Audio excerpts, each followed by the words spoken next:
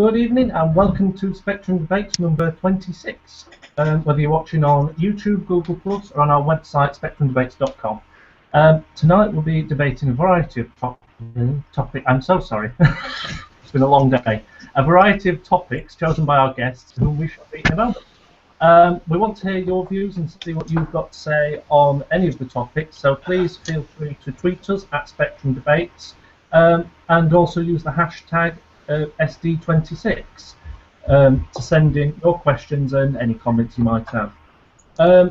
First thing I'm going to do is I'm just going to apologise. I am going to be spending most of my time looking at a big monitor here, so I've actually shattered my laptop monitor screen, so unfortunately I can't read and look at the camera at the same time, so I apologise if I'm not giving you my full undivided attention. I'm not doing an Ed Miliband. If you are watching on Google Plus, you can also use the applause app, which is pretty much like a worm, so we can see how much you agree or disagree with what any of the panelists are saying. So we will go to the post-show poll first last week, see who the winner is, and it turns out the winner is Adam Keeley of the Conservatives with 41%. So well done, Adam. I apologise for that. We discovered the Google Effects box before the show, and we went a bit mad with it. But I'm sure you can all appreciate it. There won't be the usual post-show poll mid-show like there is normally because I don't know how to do it. Pretty much. What was that? So, I said there won't be the usual post-show poll mid-show. We usually put one out mid-show, but I don't know how to do it. So very competent there, Leon. cool. It'll come sometime after the show. I'm sure Gareth will be lined up to do it, or David if he's watching. So firstly, we'll start with the news. The only sort of loony news I've found this week from Looney Town is Nigel Farage. Again, how can you start with loony news without starting with UKIP? Essentially saying that he... You what? I think he's frozen. Better off out. Did I just disappear there? You did, yeah, you did. I've got to start that again now. So essentially Nigel Farage has apparently claimed that UKIP is the only Eurosceptic organisation in Britain, so better off out, you're going to have to try harder. Of course, the obvious serious news this week, though, is the sad death of the former MP Charles Kennedy, who unfortunately died due to a hemorrhage, which was apparently due to his drinking. I just wondered, before we start the show properly, if anyone had any comments. Anyone can come in if you have anything.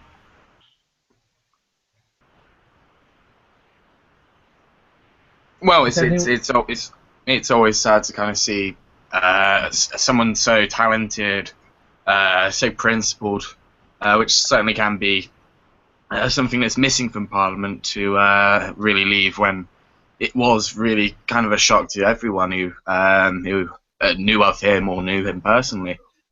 Certainly knew him personally. But yeah, it is quite a shame to see that someone of his caliber was lost this week, and I think it's quite a reminder of how I think that as his death was related to his alcoholism, it kind of does show that sort of stress is quite an important factor, certainly, and it's something that needs to be addressed more seriously. And alcoholism should be less of a kind of a joke, more of a serious condition that needs to be seen to. And if that's anything we can be learned this week, it's definitely that. Yeah. I think he's also one of those rare people who spend his entire career in politics, but you'd never regard him as a career politician, which I think is quite important. Yeah. I just thought we'd start with that quickly and just say that I think from everyone here, we all, I think everyone will dearly miss the inputs into politics that Charles Kennedy has had. We'll miss his principled stances on just about every issue, and we send our condolences and thoughts to his family and friends. On to the show. We are starting tonight with Chris Knott, a Labour Party member at the University of Hull. I've just remembered that I've forgotten to introduce everyone. Very This is going- competent, Leon. This is going so well tonight, folks. I do apologise. You'll be clamouring for host Gareth back. So we're going to start by introducing people properly now.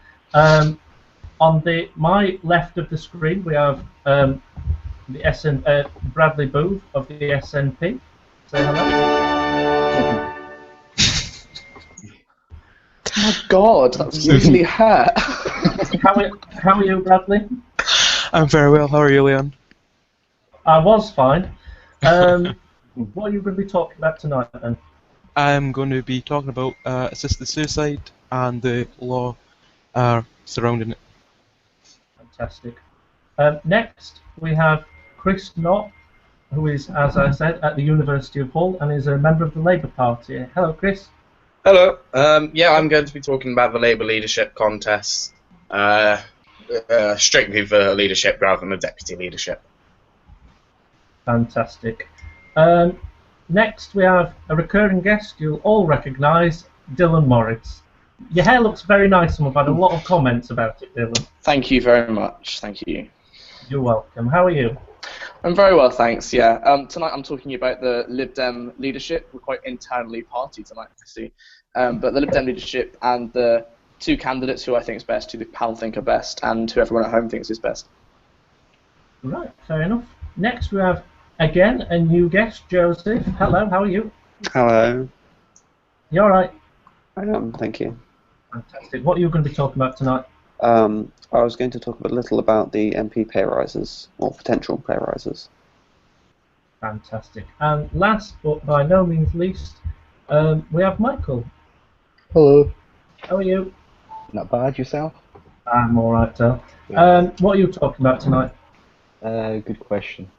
Oh yeah, it's on the, basically it's similar to Dylan, where the Lib Dem, will the Lib Dems ever get back to where they are now, and if so, would they ever think about going into a coalition again? Fantastic. So we've got a broad range of topics tonight. I apologise for the terrible beginning to this show. We will go on as normal now. So as I said earlier, we're starting with Chris Knott, and he's talking about Labour leadership contest. Take it away. All right. Well, as you know, 2015 was not really the year for the Labour Party. Nobody really expected that the Conservatives would actually win, let alone have a majority win. So it's certainly understandable why Ed Miliband has decided that he's going to step down. There'd been calls beforehand, and certainly in the wake of such a stunning defeat, there was no way that he could feasibly stay on. So I have rejected some people saying that Ed Miliband should have held on, despite being a passionate supporter of Ed Miliband. I do feel that it's necessary that we look for an alternative. However, I am in that mind of Owen Smith and other left-leaning columnists and commentators that the Labour leadership contest has been unremarkable. But in a sense, that's kind of a good thing. It is the fact that we have an unremarkable kind of leadership contest up until a few days ago kind of shows that we need some serious reevaluation of where we as a party stand. A lot of people have said that between the four candidates, excluding Corbyn's recent nomination, self-nomination, they were quite remarkably similar. Certainly Andy Burnham et al. Have all got quite recent government experience. All of them are quite right compared to Ed Miliband. So it's certainly showing there's a shift to the right. But I think there's serious questions about where the Labour Party wants to be. So this is why I was quite pleased to see that Jeremy Corbyn is now nominating himself for Labour leadership. I'm just going to kind of cover like the different candidates and how I feel about each of them and how I feel that the Labour Party. I'm going to start with the more prominent candidates, and then I'm going to end with Corbyn's nomination, because I feel that's quite an interesting one, and certainly one to kind of focus on. Andy Burnham was tipped as being your left candidate, and it seems like the only reason he's being tipped as the left candidate is because he's got the best relationships with the unions as it currently stands, and because he is, as some people have put it, northern. For some reason, that seems to equate with being left-wing, which isn't exactly true when you compare me and Leon, for example.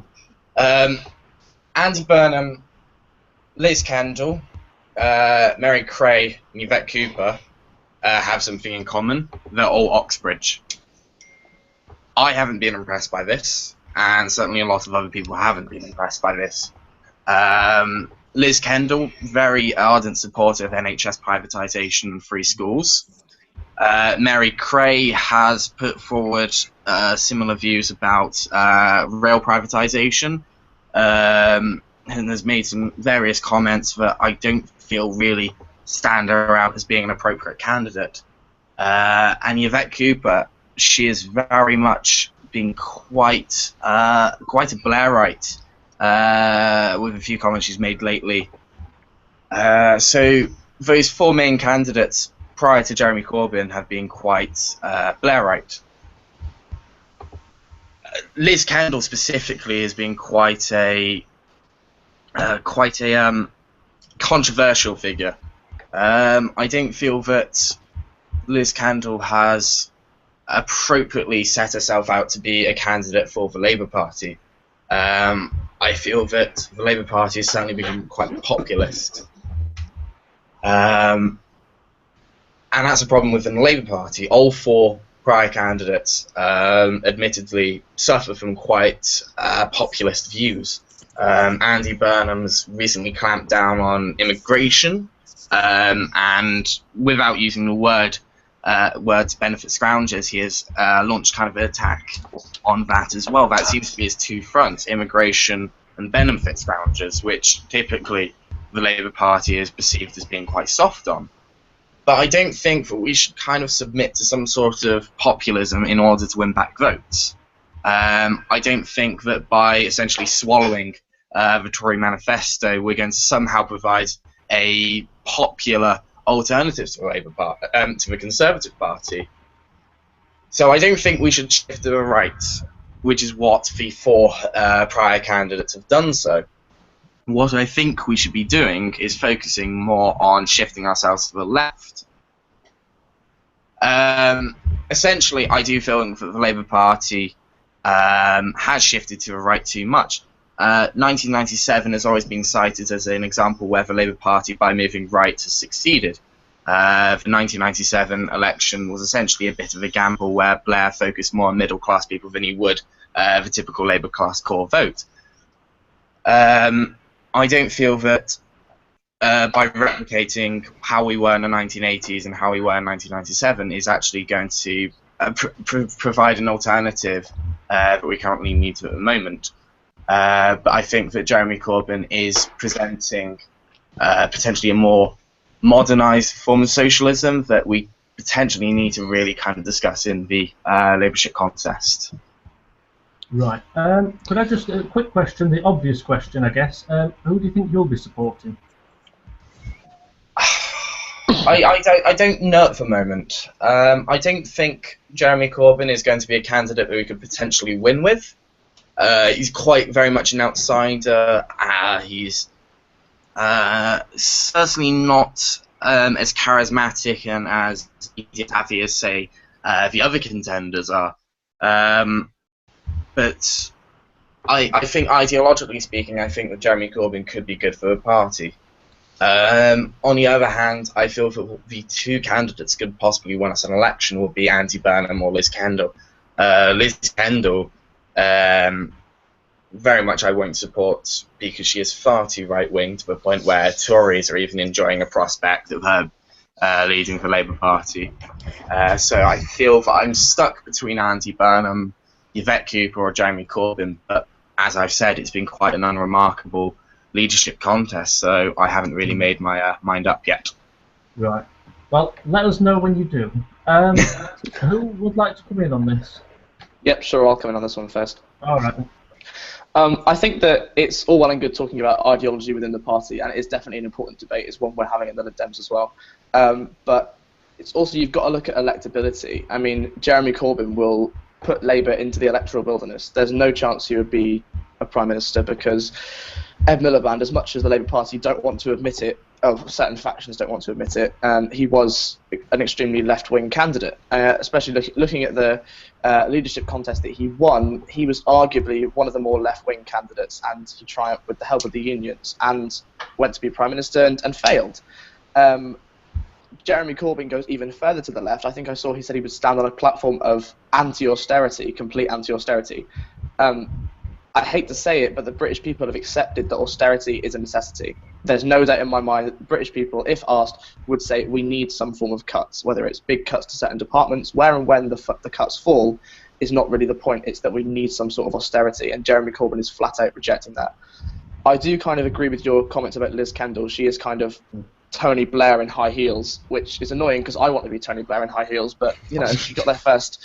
But I think she's probably, in terms of electability, she's probably the best candidate, her or Andy Burnham. Andy Burnham's been quite tarnished with the Mid-Staff scandal, rightly or wrongly. He was implicated in that, and the Tories do a great job of reminding the electorate every single time he's on TV or in the House of Commons. So, ideologically, I'd like to see probably Andy Burnham get elected, or maybe Jeremy Corbyn, because he is a really exciting new kind of ideology in British politics. Well, in popular British politics, it'd make question time quite cool. But I don't really care who wins because they're not really Lib Dems, and I'd rather the person who is most radical wins, so more votes go to us.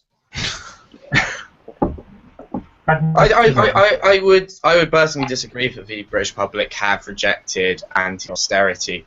You look at the Green parties, the Green Party and the SNP were perhaps the winners of the election alongside the Conservative Party, both of whom are very much anti-austerity Was parties. the Green Party winner in the election? No, the Green Party wasn't a winner in the election. Went up incrementally. They won quite a lot more votes than predicted, I think. Some people predicted, just not in the right places. Yeah, I think in a PR system, there's no doubt that anti-austerity would have a louder voice, but that's not the system we have. I'd like us to have one, but we don't have that.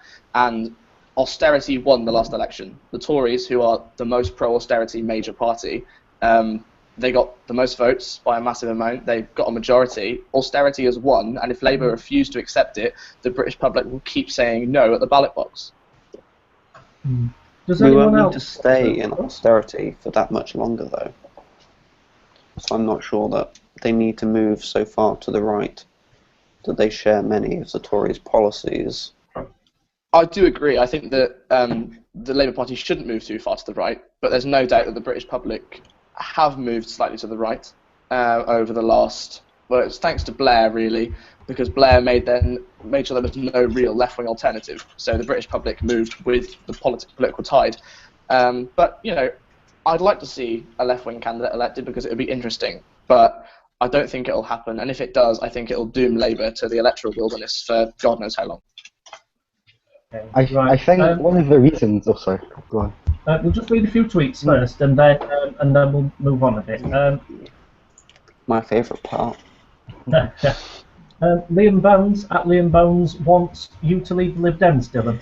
He says, oh God, can at Dylan HM just lead the Lib Dems and they'd win hands down? So that's quite a compliment. Salman Anwar at Amazing Anwar says, I want Corbyn to win too, ellipsis smiley face. I think that might mean he might be the worst candidate for the party to be honest. Cameron S at Cameron_surname says, imagine being stuck between Andy Burnham and Yvette Cooper. And then as an interesting photo, folded up picture of Ed Miliband, looking a bit like that. That was a very good Ed Miliband impression, Leon. I'm very proud of you. Lily, that's the most entertaining thing I've done all week. Lily Miowski Summers at Miss Lily Summers says, Ed Miliband was an incredibly left-wing candidate. How so? backing Trident, austerity, war on drugs, etc.? I think that's to you, Dylan. Yeah, I get that. That's true. And Chris, and I'm afraid I'm going to have to lean in because I can't actually read this, at All Riff No Wrath, says modern socialism. Now there's an oxymoron, if ever there was one. Fair enough. Michael, who do you think the Tories would least like to go up against out of all the leadership contenders? Kendall. Okay. Sorry? Oh. I think Kendall or Cooper, possibly. I mean, I'd rather Mary Cray, if I'm being honest, but you know. But I think the main reason that, one of the main reasons that the Conservatives won the election was, to my surprise, we were able to push to the line that a weak Prime Minister would be propped up by the Scottish Nationalist Party, which appeared to resonate to voters, like in England. And so I think when Labour are electing a leader, it needs to be someone who you could actually see as being a Prime Minister. And there's not many on that list that I could see as being Prime Ministerial. But, I mean, because I think England, well, parts of England, are quite conservative with a small c. They don't like to see change, and Ed Miliband was offering a bit too much change for a lot of voters in England. It's just my thoughts on that. Right. The point Bradley was made that it seemed Ed Miliband possibly lost, especially in England, because it almost looked like a weak Prime Minister being propped up by the Scottish Nationalists. Do you agree with that? Probably, yeah. I don't think he was strong enough in standing up to Cameron, and I think that's what actually lost Labour the election. So you don't accept the Labour accusation to the SNP that despite the SNP is supposedly opposing the Tories, that actually it was the SNP that put the Tories in power. You reject that? Usually when they use that argument here, it's that we took their votes, so that's why they lost. But I could see their point in the Conservatives' election campaign using Alex Salmond with not Nick Clegg, Ed Miliband in his pocket. It could be negative, and I'm pretty sure that actually swung some votes towards the Conservatives. At the same time, even if Labour won every single seat in Scotland, but the Conservatives would still have a majority. Yeah. So completely agree. There's not much that our seats would have added to Labour anyway. So. As a sort of broader topic in terms of Labour, how do people think that Labour needs to regain Scotland? I'll start with Joe, because you've not said very much at the moment. Sorry, what was the question? How do you think Labour needs to regain Scotland? And also, as a sort of supplementary question, do you think Labour, the choice of the Labour leader currently, do you think that will affect their chances in Scotland? I'm not sure that they need to, especially if the other parties do push for a more proportional representation. Right, fair enough. We'll have a look at some more tweets and see what people are saying, and then I'll ask Chris to quickly tie up the topic, and then we'll move on. So Daryl Devine at the Dazro says the only difference Ed Miliband brought was a slightly darker skin tone on the Crayola colour chart. Okay. I quite liked Ed Miliband, actually. I've said that before. It was interesting how a lot of people felt sorry for him afterwards. Yeah. Salman Anwar at Amazing Anwar again says, vote SNP, get Tory, and then slightly bemused face. I don't think he agrees with that. He also says, Mary who? Which I think is testament to her campaign, frankly. And on the same sort of topic, Lily Miowski Summers at Miss Lily Summers says, don't trust Amazing Anwar's smiley faces. I know, Salman, I never trust his smiley faces. I don't trust any of his faces. Well, Salman Anwar, again, at Amazing Anwar, I think this is a compliment, Joe. He says, Joe talking very slowly, sounding like an elder statesman. I think that's a compliment. That means he trusts what you say. I think that's quite nice. So, we'll move on. I'll ask Chris to quickly round off the topic, and then we'll move on. Yeah, I just kind of wanted to say that, I don't think that the Labour Party should be fearful of moving to the left. I don't think socialism is a dirty word. And I don't think we should immediately return to the 1980s film socialism, and I don't think we should immediately return to the 1997 Blairism simply because we felt that it worked then, so it must work now. No, what we need to do is start to focus on what is going to work in 2020 and what's going to work in the future beyond that. We can't sit here and think what worked then is now going to work now. We need to think of what is going to work then. The Labour Party lost Scotland because it was much too right-wing. It would never commit to anti-austerity. It lost a lot of support to the Green Party, which is growing in support and growing in votes, because it would never commit to anti-austerity. I don't think that we can sit here and think that the Labour Party needs to become more like the Conservative Party in order to win. I think we need to be more radical. We need to offer an option. People looked at the Conservative Party and looked at the Labour Party and thought that the Conservative Party and the Labour Party are practically the same. They're offering practically the same. The only difference is that the Conservative Party has a record, whether it's an accurate record or not, of being far more credible and far more professional when it comes to politics and when it comes to the economy than anything else. And there was an element of vote Labour and you'll get the SNP propping them up. I think that's also been an issue. Right, fantastic. Right, we will now be moving on to Bradley, who'll be talking about assisted suicide and the law on it. So over to you, Bradley. Right, I'll try and make this quick, because we've not got too long. Last week, I think it was last Wednesday, the Scottish Parliament voted on whether or not they would want to pass the Assisted Suicide Scotland Bill to the next stage. They voted against, but the majority was slimmer than there was the previous bill. Personally, I'm in favour. I believe it's a personal choice, and the option should be there where prohibiting people that would like to partake in it from doing so. And I think we're making people's lives a lot worse by doing that. I'd like to see what everybody else really thinks about it, in terms of whether they support it or whether they support greater hospice care. Right, who wants to come in on that? I could try and speak again. Yeah.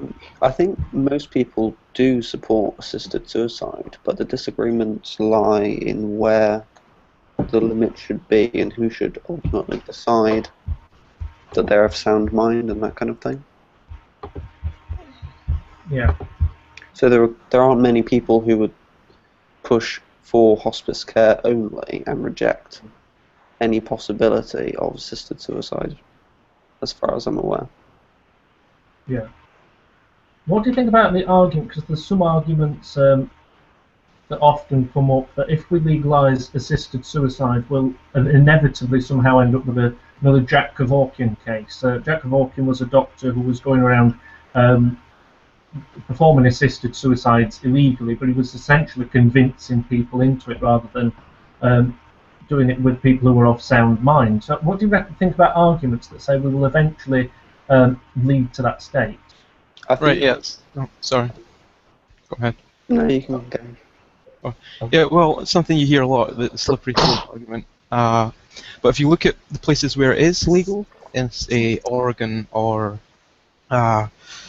Switzerland, Belgium, the Netherlands, cases of that isn't much, there isn't more cases of that, any were reported anyway, than there is here. So I don't think that would happen if we had the right safeguards in place. What do you think those safeguards should be? Well, I think there should be total sort of clarity when people are going through the decision. there should be more than one doctor involved. Families shouldn't necessarily have a say in the matter. It should sort of be the personal decision. That's what I would say. There's a lot more that I can't really think of right now. Yeah. Is there anyone here who actually disagrees with legalising assisted suicide and thinks that we ought to keep it illegal out of interest? No, fair enough then. Does anyone else want to quickly come in on thoughts on it before I? I mean, I can understand the argument that it could possibly be abused. There's always the argument that doctors might coerce patients into opting for euthanasia. There's always the argument that families might think, you know, I don't want to have to look after such and such, so I'm going to kind of get them to kind of off themselves with the help of a doctor. I don't think that those abuses are really going to really exist. I recall reading various reports on the topic that have shown that this kind of suspected abuse doesn't actually translate into an actuality when euthanasia is legalized. So no, I don't think that we should continue to make it illegal simply because we fear that it might be abused. I think that we should consider how we can prevent abuse, but overall I think a person's right to die is up to someone else. It is up to the decision of the individual concerned, and not the state and not the legislature. I think a promising thing is that a lot of the members of the Scottish Parliament supported assisted suicide in principle, but they just didn't agree with the bill. So hopefully an improved bill somewhere down the line might be able to gather a majority support. Right. We'll have a look at some tweets and then see if anyone else has any more thoughts on it. That Pop Punk Kid at Fluffy Adam says, "This is supposed to be my topic. I have so much more to say." Okay. Salman Anwar at Amazing Anwar, "This topic is far too deep for Spectrum debates. We can go deep, we can go serious. I think that's something that's good sometimes." Joe Pollock at JPollock1996, "As long as careful regulations come with it, there should be no arguments against the idea in principle." Chairman Meow at Jack Hughes 666, "Under the right provision, assisted suicide has to be legalised. Watching people suffer, waiting for the inevitable death, is inhumane." I've just seen one actually.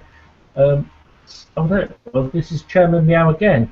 He says, "The bill was rejected because of the lack of provision, not rejection of the idea that assisted suicide is wrong." I don't actually know much about what's happened, so is that true? I mean, it sounds like, Michael, that you seem to be aware of it the goings on of it. I'm not really aware of the specifics within the bill, but I do know that a lot of MSPs support assisted suicide, but they just couldn't vote on the actual bill that was presented in front of them. I don't really know why that was. Bradley might know more. Oh, sorry. Yeah, well, you're right. Yeah, I was speaking to my local MSP, and he voted in favour.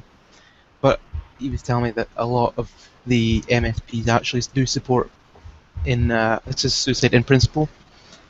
I think the argument was that the safeguards weren't tough enough, like Ed Miliband, but weren't tough enough, and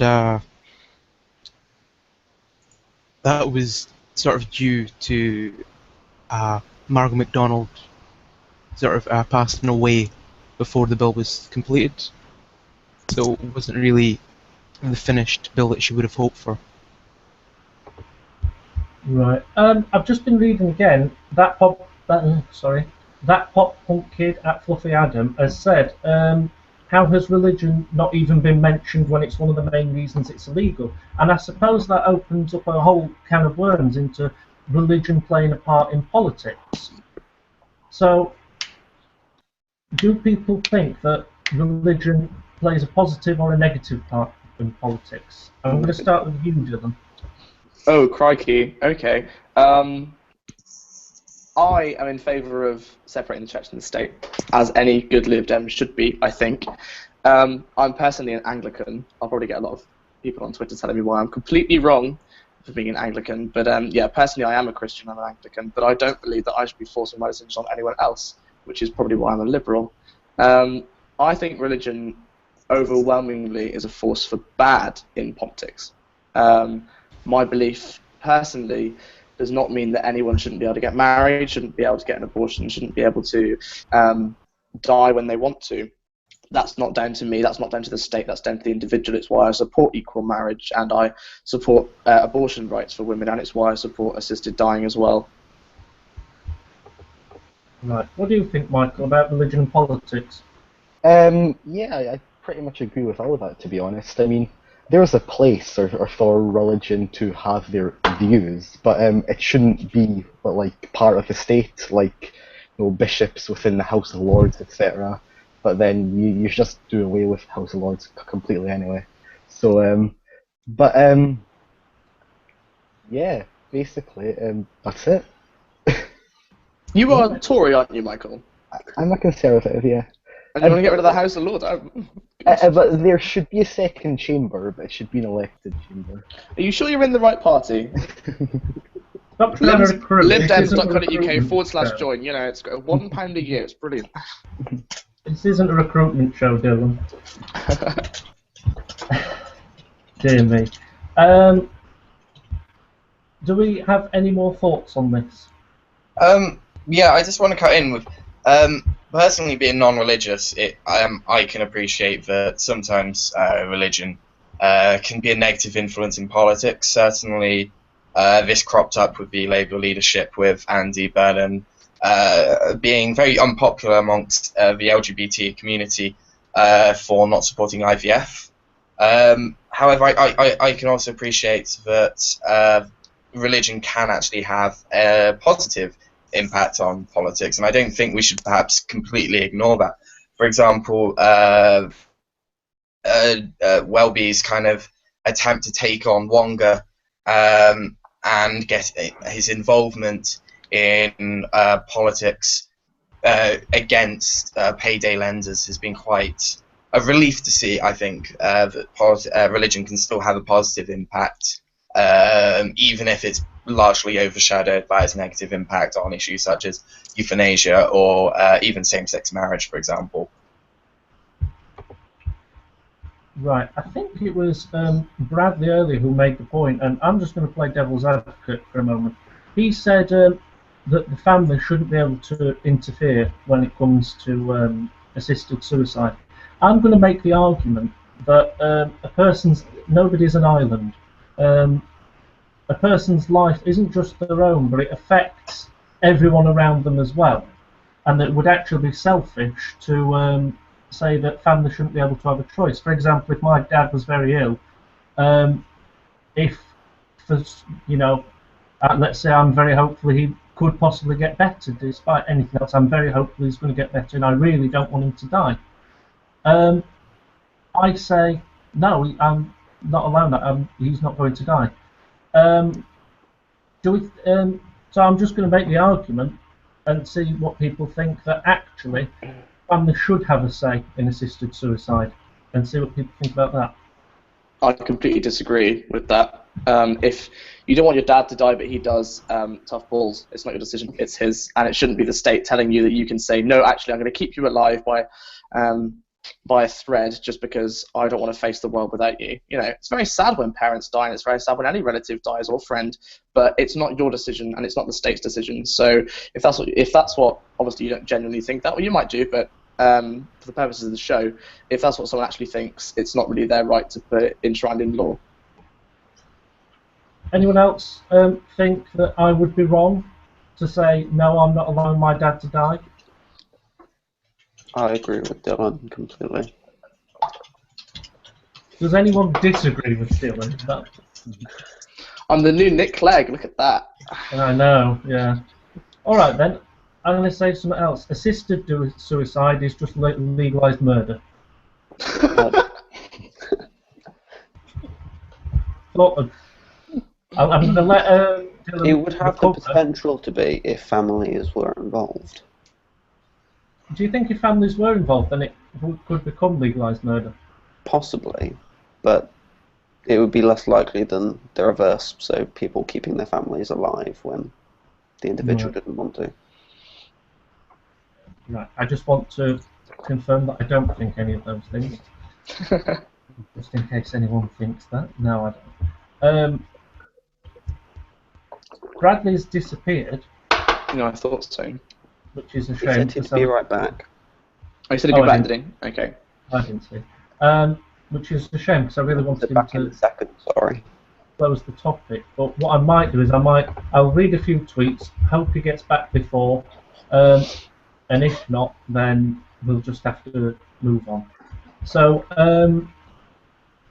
that punk kid, I keep getting your name wrong. I do apologise. At Fluffy Adam, what's selfish is forcing to keep a suffering person alive. I was going to say that. Michael at Hey, it's Michael94. No problem if a person enters politics because of religion, but no room for laws written as a result of what an ancient book says. That punk kid isn't happy with my idea that assisted suicide is selfish, and he packs up and goes home. Henry at Henry_folds. Your body, your choice.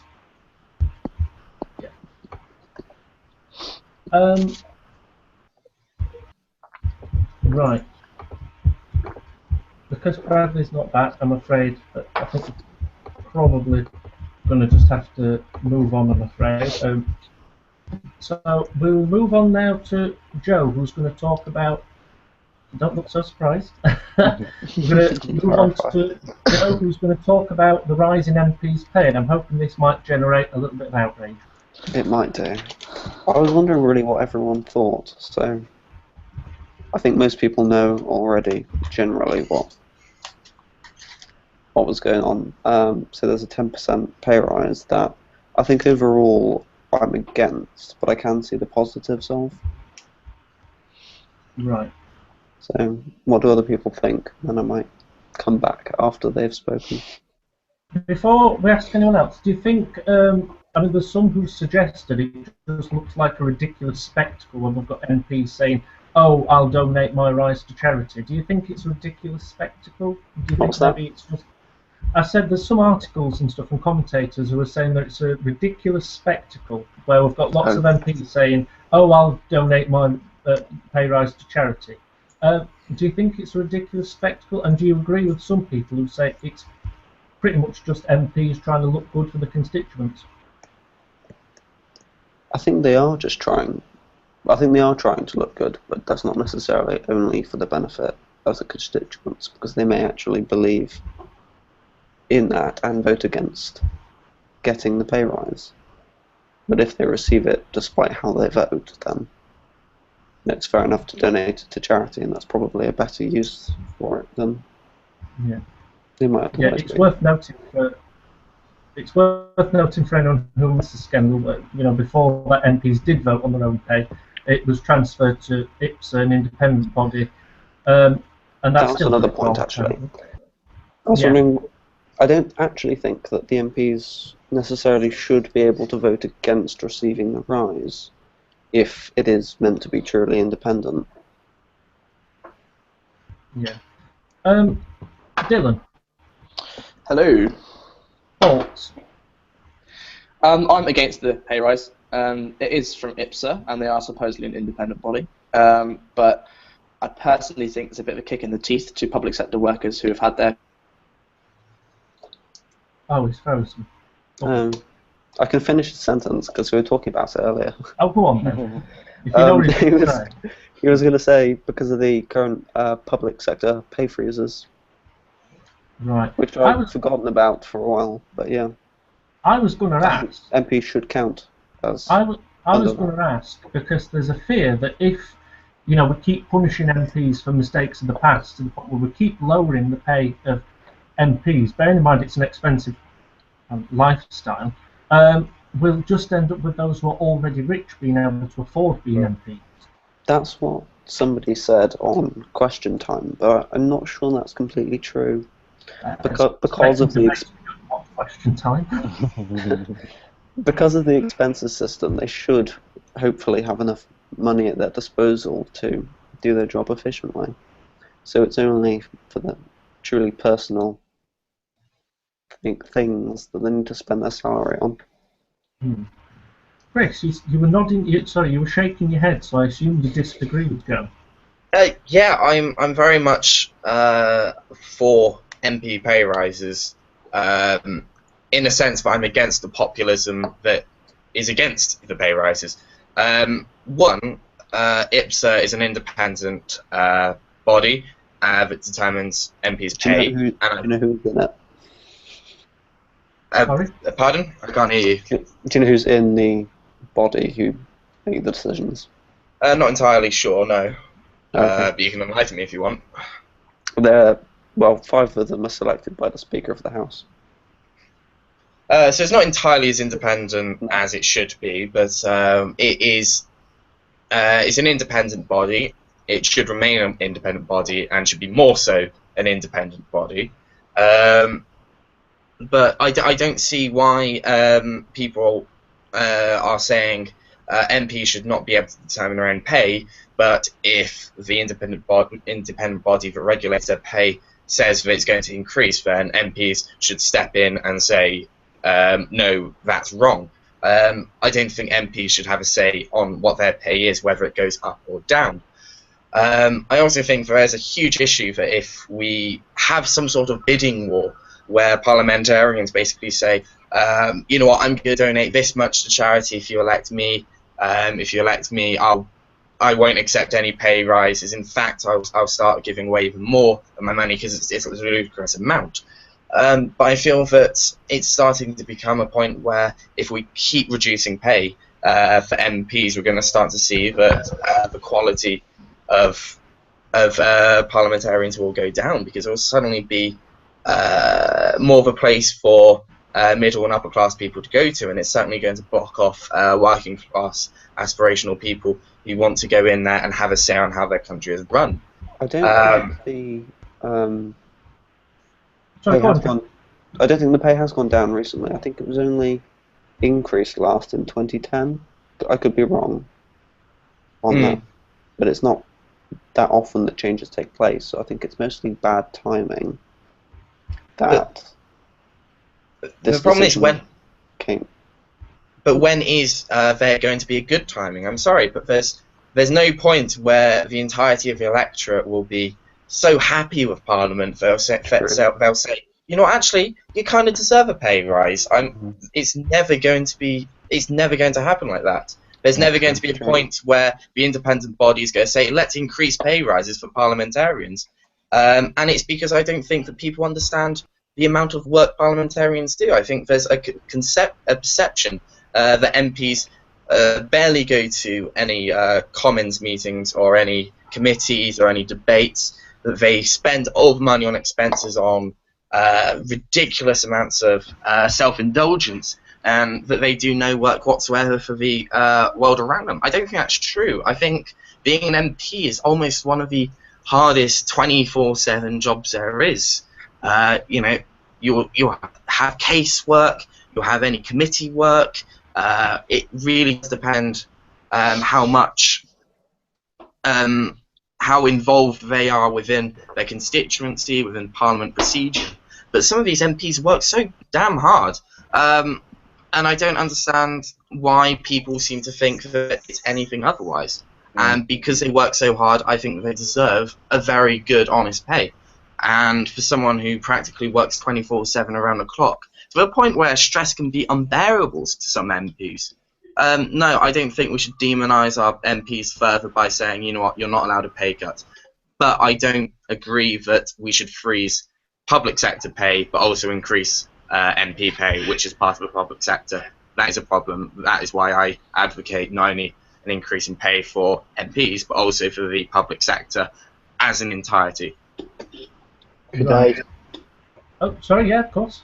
Yeah, I think it's a difficult situation because on the one hand, I think you can argue that MPs aren't paid as much as they should be paid.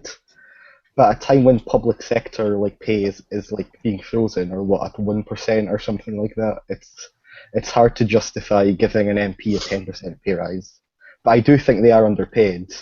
But I'm pretty sure that what the idea was to give them this one-off pay rise to put it in line with what they should get, and then afterwards it will only be increased by inflation or something like that. And at the same time, but their pensions are going to be reduced or that. I'm not totally clued up on it, but I read something about that. And I think it's quite hard to justify setting up an independent body because quite rightly, I don't think we want MPs voting on their own pay, but then rejecting what the body that they set up tells them to do. So I think it's quite a tricky situation. Yeah. But it'll never be a good time to increase an MP's pay. So. We'll quickly go on to tweets, and then I'll ask a sort of broader topic. Do we appreciate our politicians enough? Which should get an interesting response. Liam Bones says MP should absolutely get a pay rise. They've been independently rewarded it. Would anyone else turn down a pay rise? I wouldn't, but at Spectrum Debates we don't get a pay. Plenty of people do. Harry Samuels at Curious Cabbage. Of course MPs have to be seen to oppose pay rises, but perpetually voting against this is stupid. Salman Anwar at Amazing Anwar. They deserve higher pay. They are people making our laws. Council execs get higher pay than do. Oh, I think that's higher pay than they actually do. Also, they lose some pension rights. I think he's referring to MPs when he says that. Chairman Meow at Jack Hughes 666. MPs here paid less than most other countries, but understandable. It looks bad them getting an increase whilst we suffer austerity. Michael at Hates Michael 94 has a solution. Take the pay rise, but stop the expenses. The value doesn't matter. It's the lack of transparency that's the problem. Was that stop expenses? Yeah, right. Raise pay and stop expenses. They'd need an awfully Need a lot large more salary, money. though, wouldn't they? Yeah. Well, that's an interesting thing. Just a quick straw poll. Where would all of you set MPs' pay? Just a quick off the top figure. If you can think Is this of one. with or without Including expenses? If we were to get rid of expenses, where would you set MPs' pay so that they could live all right and fulfil the duties? To be difficult, it would differ from MP to MP because some live further away from Westminster than others, so travel expenses would change. So I wouldn't want to set an exact figure, just to be difficult. Yeah, I think there's so many intricacies, and it differs, month by month. That's why we have the expenses system. So that if 1 month suddenly an MP needs to do a lot of travelling, then that can be accommodated for. When the next month he might not do any sort of travelling at all, might not have any meetings, that sort of thing. I don't think that the expenses system should be got rid of. It should be regulated, and I don't think we should be setting an arbitrary kind of pay that MPs should receive. I think it should be decided by people who have more information about the parliamentary affairs than we do to kind of decide. So I'm not going to comment on how much MPs should be paid. I mean, and you'd need to pay Angus MacNeil in the Western Isles far more money than you'd be paying Zach Goldsmith in Richmond Park. So I mean, it's not really workable. no. I'll make it unanimous and say I also refuse to comment. We love unanimity on here, sarcasm. Just going back to the comments on Twitter very quickly. Ghost Rifle Pyro at Pyro Lord of Fire, who changes his name every 5 minutes, has linked us all to an outrage meter and says activate the outrage meter. Chairman Meow finally says 67k and you can't afford a train to London. Lord, give me strength. That would be covered by expenses, though. Yeah. So back to what I was suggesting before. Do we appreciate our politicians enough, or do we overly demonise them, or do they deserve it? I think it depends on the politician. Yeah. I think some of them are, at least within certain circles, respected quite highly, but then out of those circles, not highly enough. But on the whole, there's a negative attitude that isn't entirely undeserved. Does anyone else have any thoughts on? Do we appreciate our politicians enough? Yeah, I agree with Joe on that. I think if you look at some politicians, to bring it back to Charlie Kennedy, he was so well liked when he was in Parliament. He was so well liked with the British public because he was human, and people respected him for that, and they saw him as a really. That's why the outpouring of grief has been so widespread. Oh, that was a laugh about Charlie Kennedy. Okay, No, that's why sorry. the outpouring of grief has been so massive and stuff. But then you look into the House of Commons and you see them braying and being so childlike, and you think, actually, they don't respect each other, so why the hell should we respect them? I was about to say, I suppose it's difficult for us, we're all politicos and whatnot, to ask whether or not we appreciate politicians enough when we're sort of more involved in it. I suppose, I mean, especially if I was to get my own mother to comment on it, she'd say, no, they're all the same, put them all on minimum wage. And still be very helpful. If we did actually reduce, not necessarily that low, but if we did reduce MP pay, there's a danger that you would get people already in other professions on high wages, who are very skilled people, not want to move into politics. That's very true. Because they'd be getting relatively less. Yeah. I'm meant to be independent, but I thought I might as well stick my own two pennies in this because I just feel like it's one of these things that I really care about, to be quite honest, is what people think of politics and what people think of politicians. I personally say we do actually demonise politicians far too much. I think if we get to the point where we demonise them so much, we drive off the decent people who do actually want to go into politics for good, we'll end up doing ourselves more harm than good. And I think it's one of those situations where, yet again, the British public could end up shooting themselves in the foot and doing something they will regret further down the line. But I'm independent, so I don't have an opinion. 9 o'clock, so we will close that. Oh, sorry, very quickly, do you want to sum it up, Joe? No. No. Fair enough. So, final topic will be delivered. These two are going to do it together, actually, because their two topics are so close to each other. Michael and Dylan are going to deliver their topics together, so you can fight it out over which one goes first. Almost like a coalition. Do we speak in unison? I don't understand what happens here. Okay, I'll quickly come in with the fact that I'm talking about the Lib Dem leadership contest. We've got two candidates, both of whom I respect an awful lot, and both of whom are really good candidates and will lead the party really well, no matter the result of the election. I went to a hustings on one day this week that I've forgotten, but it was really, really good, and it was really good to hear two people standing up for the Liberal cause. But I personally am backing Tim Farron. He's got a bit of a shady record on LGBT equality. I'll put it out there before anyone else does. He abstained on the marriage equality, third reading of the marriage equality bill, but he did so apparently because it didn't go far enough and didn't encompass the rights of transgender people, which is a logic. What about the abortion? Yep, I completely agree on that as well. His views on, yeah. Yeah, I know, and he does let his, to come back to an earlier debate, he does let his Christianity get in the way of his politics sometimes. But I do believe that as a party, the actual party itself votes on party policy. It's not sent down as a diktat from the top that we have to follow. We go to conference each year and we vote on party policy, and the party leader follows our line rather than vice versa. So I shouldn't think that his own personal political beliefs should be really taken into too much regard. But I'm backing Tim Farron. I'm not backing Norman Lamb for the sole reason that I don't believe he's very inspirational. I don't disrespect his credibility as a Liberal. I think he's certainly a very liberal man, more liberal than most of the people in politics at the minute, but I just don't think he has got the strength to build the party back from only 8 MPs.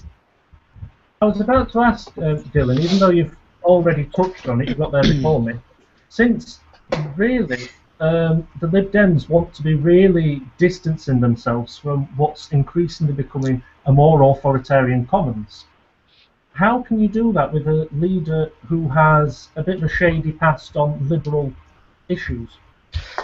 I think I'd still say that Tim Farron is more liberal than 95% of the MPs in the House of Commons. There are so many people, I mean, voting, being against the Iraq War, being against all these different things, coming against the Surveillance Act, not voting for a lot of the more authoritarian measures in the coalition. He's not tainted by that, as Norman Lamb is. And not just socially liberal on most issues. I will concede that he is authoritarian on certain issues, but I think on the whole he is definitely socially liberal. He's one of the only people in the House of Commons talking frankly and loudly about drug law reform. He wants to bring in more protections for transgender people, which I think he's doing a lot more than a lot of people in the Commons are. I wouldn't say that Tim Farron is authoritarian by any stretch of the imagination. He certainly has, as you say, and as I've said, a shady history on LGBT rights and, as Joe said, abortion law. But he has already said that he was wrong to vote against marriage equality. He stands by his logic that it didn't encompass enough people, which I totally agree with. But I would certainly say that he, as party leader, would distance himself from an increasingly authoritarian Commons and an increasingly authoritarian Conservative Party. I think he'd be a really good alternative to what a lot of people are seeing as a Conservative Labour dominated politics now. Right, okay. Joe, as another Lib Dem, what do you think to what Dylan said? Well, I'll start by saying I haven't decided on who I prefer myself. So I'm not totally sort of pushed away by Tim's past.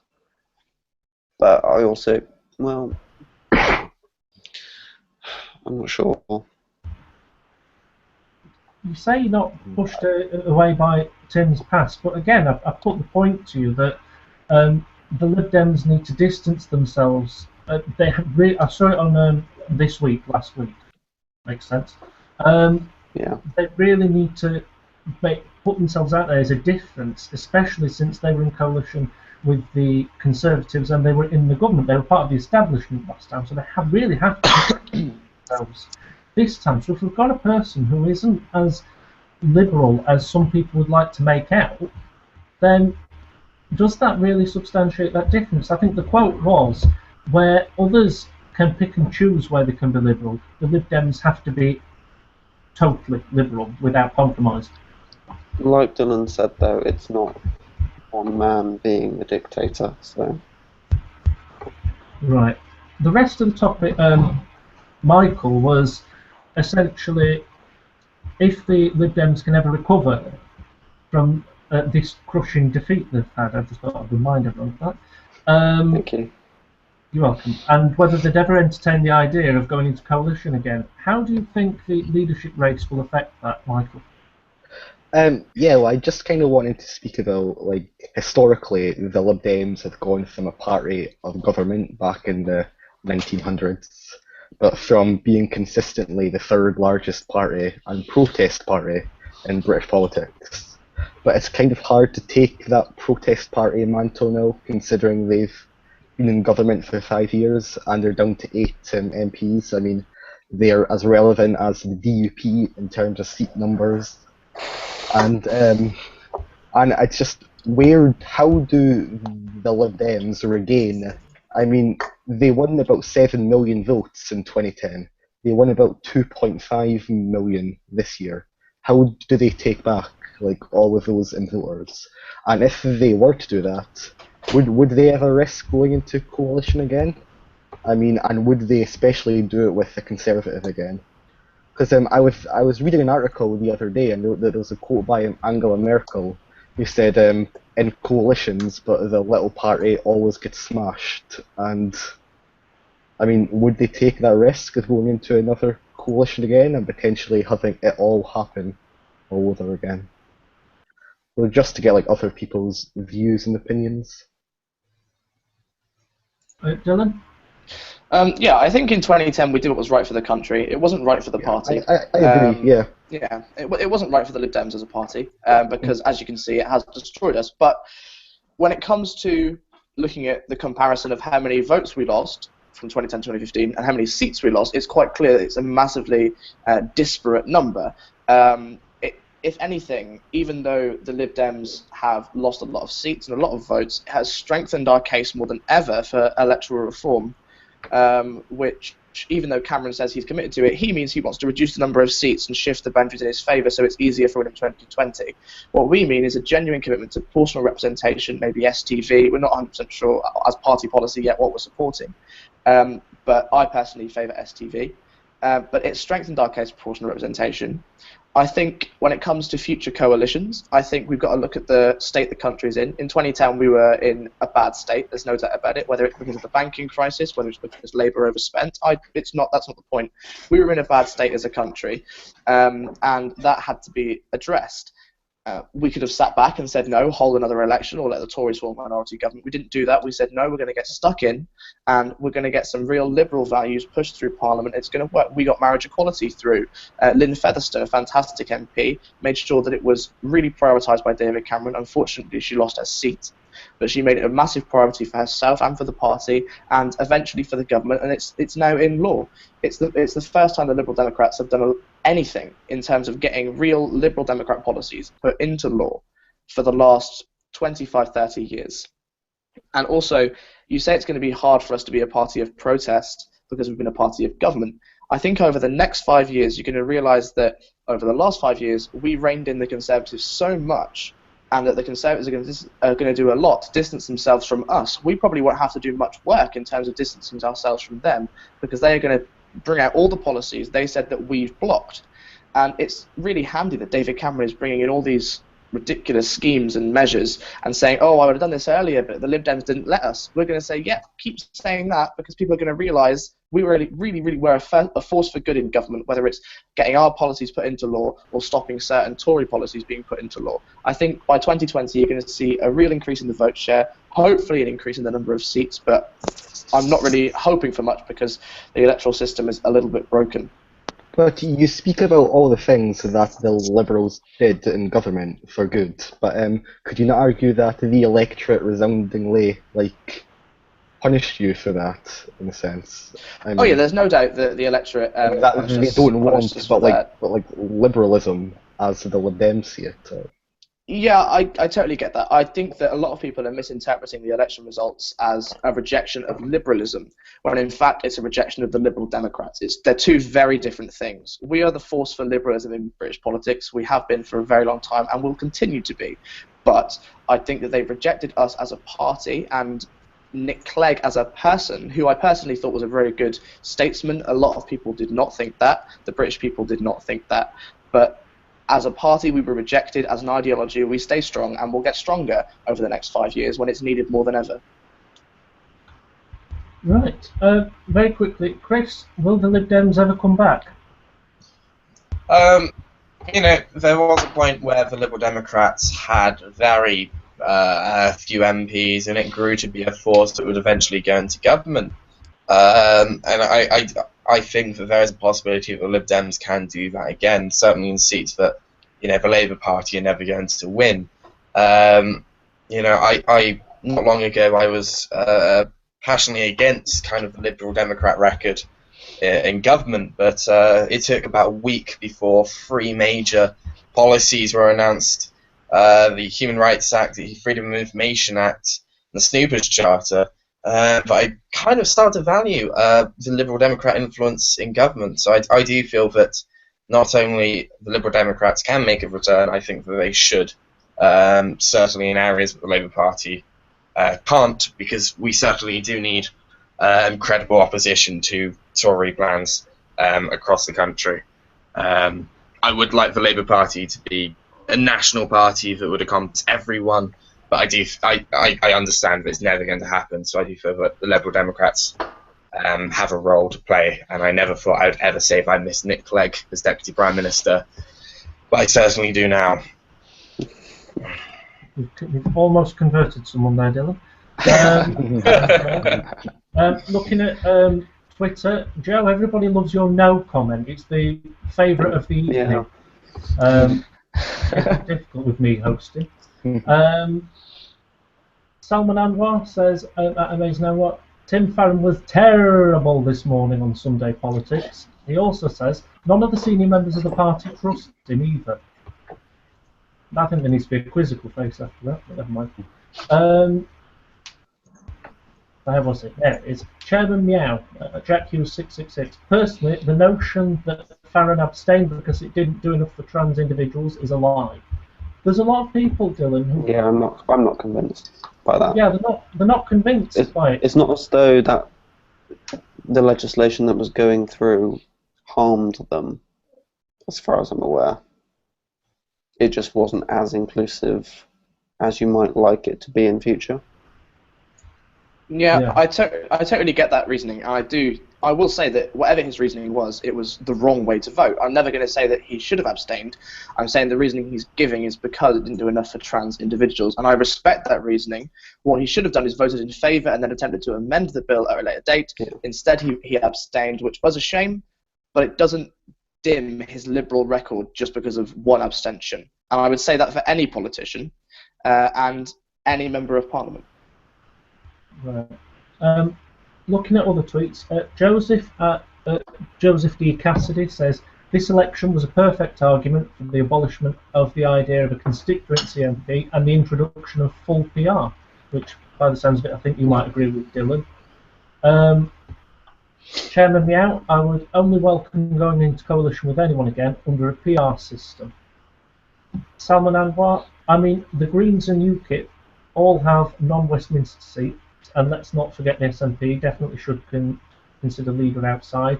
I think I might have missed another tweet, to be honest. There's a lot of things that have been said about Lynn Featherstone as well, and how it's a shame that she's gone. Henry at Henry_Folds, as well as Equal Marriage, LF LF introduced a fund to cover the additional costs of standing for election when disabled. I didn't know that. And Darren Grimes at Darren Grimes_. Dylan's right. Lynn is a great Liberal champion. Guess who Lynn Featherstone is backing? I don't really know. Oh really? Are we going to go to that route again? I don't know who she's backing, but anyway. She's backing Norman Lamb. Oh, okay. A good friend of mine called Brian Stokes, who's a Lib Dem, he was actually on election night. He was very angry with Labour because when they unseated Lynn Featherstone, because what his argument was, she's been a fantastic champion of equal marriage in the Commons, and they're now sort of cheering about her defeat. Do you think maybe that in terms of the Lib Dem defeat, do we think maybe it shot parts of Labour in the foot who are more liberal, when we've had losses such as Lynn Featherstone and Joe Swinson? Swinson. That's the one. When we've had champions in government for like LGBTQ rights, do we think perhaps some of the results were a bit unfair, and do we think maybe Labour put politics before country? Is that an open question? Yeah. Yes, that's the answer to that question. I think that it wasn't just in areas like Lynn's or areas like Joe's, but in the Southwest, Labour have essentially guaranteed a complete win for the Tories down here. They've demonised the Liberal Democrats effectively, but wrongly, over the last 5 years, and basically put them off as Tory light. And a lot of people are thinking, well, if the Tories are going to get in anyway, let's just vote Tory. The Southwest now is completely blue, apart from Exeter, where Bram Bradshaw's just holding out. I mean, the Liberal Democrats, especially in the Southwest, are really good in terms of local government. They're really good in terms of constituency MPs. And Labour had a targeted campaign against the Liberal Democrats nationwide, when really they should have been fighting the Tories. I mean, they didn't win anyway, Labour, I mean. But would they rather have a Tory MP in government or a Liberal Democrat MP on the opposition benches? Labour in the Southwest essentially chose they would rather have Tory MPs than Liberal Democrat MPs, and that's a massive shame, but that's the way that Labour Party has worked for a while, and they were very staunch in their views that Labour were right and everyone else was wrong, and the country said, actually, no, you're not right. Everyone else is. You sort of half nodded there, Chris. Do you agree with what Dylan just said? Yeah, I wasn't a huge fan of the campaign strategy and the tactics behind it. I always felt we spent far too much resources fighting the Liberal Democrats and the SNP than we did actually targeting Tory seats that we could have gained. At the end of the day, I would much rather have a government bench that is half and half Tory and Lib Dem than I would have one that's fully Tory. I think there are members of other parties who shouldn't have been targeted. I think there are so many great MPs in the Liberal Democrat Party. I think that I've forgotten her name. Green Party. Caroline Lucas. Yes, Caroline Lucas. Sorry. I think that she's done a fantastic job in Brighton and Hove. Within the Scottish Nationalist Party, I think there is a positive influence within there that is challenging the Westminster establishment, challenging the Tory party. But I feel that this bickering between the SNP and the Labour and between the Lib Dems and Labour has practically weakened both sides to allow for a Tory majority.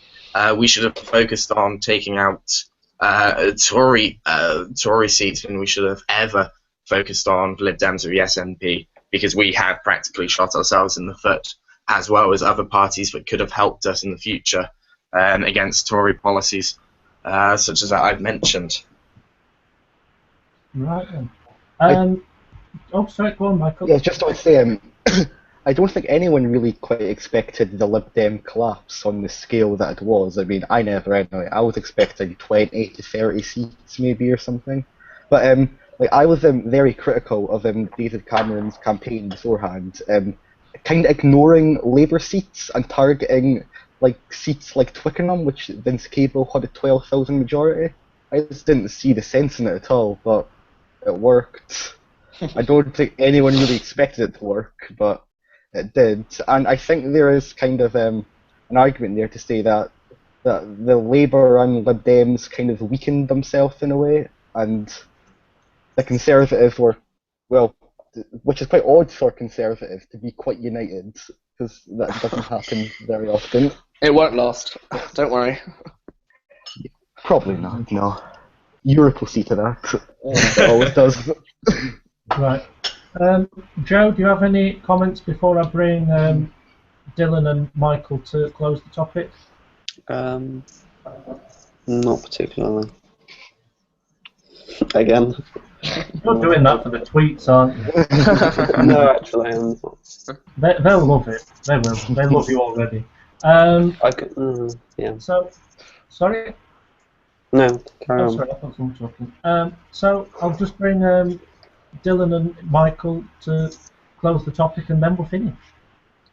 Michael, you're more than welcome to go first. I don't really know what to say, to be honest. You can go first. I'll wait. Oh, okay. Yeah, I think that the Lib Dem leadership race is one that is really interesting and really great to watch. I'm actually really enjoying being a part of it, supporting Farron as loudly as I am. I'm getting a lot of comments on social media about it.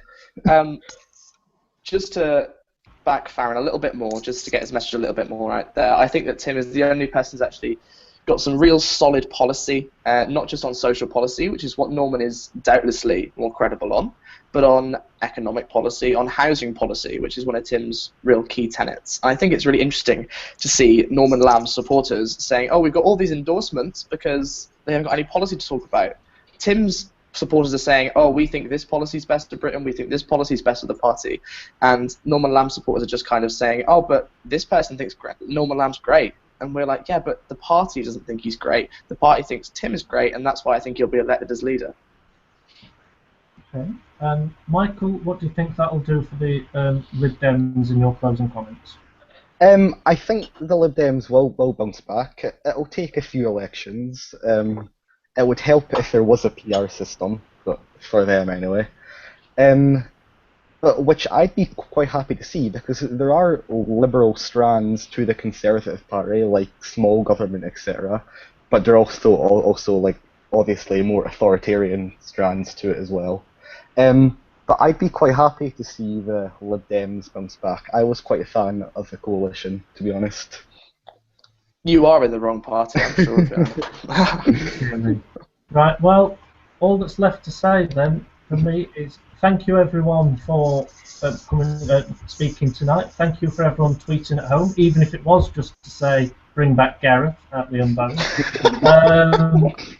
All I'll also say though is thank you for tolerating me, and apologies for being terrible. Gareth will be back next week, and that's all. So thank you ever so much. Good night.